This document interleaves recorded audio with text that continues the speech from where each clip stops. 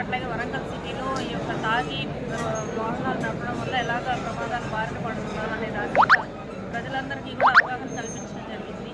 దానివల్ల ఎదుర్కొనేటువంటి పెనాల్టీస్ ఏంటి, నష్టాలు ఏంటి, ఎలాంటి జాగ్రత్తలు తీసుకోవాలి, ట్రాఫిక్ రూల్స్ ఎలా ఫాలో అవ్వాలి అని చెప్పేసి అవగాహన కల్పించడం జరిగింది. అట్లాగే వీళ్ళందరితో కూడా ప్రతిజ్ఞ చేయించాము. ట్రాఫిక్ రూల్స్ని ఈ రోజు నుంచి ఫాలో అవ్వడమే కాకుండా వాళ్ళ ఫ్యామిలీ మెంబర్స్కి, ఫ్రెండ్స్కి అందరికీ కూడా ఈ మెసేజ్ కన్వే చేస్తామని చెప్పేసి అందరూ కూడా ప్రతిజ్ఞ చేశారు.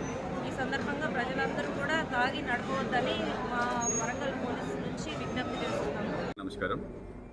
ఈరోజు మన డీజీ గారు అదేవిధంగా వరంగల్ సిపి గారు ఉత్తర్వుల మేరకు దాదాపు 250 మంది డ్రంక్ అండ్ డ్రైవ్లో తాగిన పట్టుబడిన వాళ్ళు వాళ్ళతో పాటు వాళ్ళ కుటుంబ సభ్యులకు కూడా ఇక్కడ మనం కౌన్సిలింగ్ ప్రోగ్రామ్ చేయడం జరిగింది.